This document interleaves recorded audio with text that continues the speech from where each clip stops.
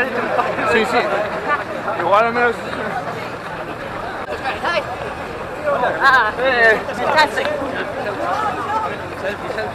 Todo bien, ¿cómo va la cosa? Vamos aquí, una sonrisa para la cámara. Una sonrisa. Sí me gusta. Nada, ¿Todo bien? Estamos disfrutando mucho de esta carrera. Así me gusta. Que nada, que es un día de fiesta. Por supuesto. Para el deporte y para los atletas. Así se habla, muy bien. Bueno, ¿bien? Very good, eh? Hey, You run? yes. That's nice. ¿Cómo estás? ¿Todo bien? Bien, aquí ¿Cómo? disfrutando con ustedes, ¿eh?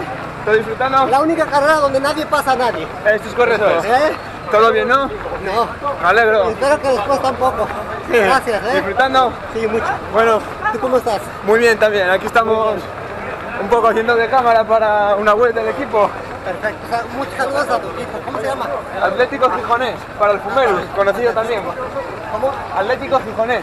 Para el Atlético Gijonés. Muchas gracias. ¿Todo bien? Todo bien, todo bien. Paso mucho. ¿Disfruta? Me gusta, sí me gusta. ¿Cómo va la carrera? ¡Qué susto! Eso se traba. ¿Todo bien? Sí, pero mucho agobio, mucha gente. Ah, Demasiado. eso está claro. ¿Y tú cómo lo llevas? Yo, pues imagínate, para adelante y para atrás todo el tiempo con esto. No, ya te veo, ¿no cansas? Nada, Eva, esto no llena, de momento. De momento, ¿no? Sí. Nada, ya no queda nada, 2 kilómetros, ¿no? Sí, ahí hay un arco rojo que son el kilómetro 3 o el 4, bueno, no me acuerdo ya, no sé lo que lleva. No, será 3. 3, ya. Bueno, anda, ¡Hala, ánimo! a seguir por ahí liándolo un poco.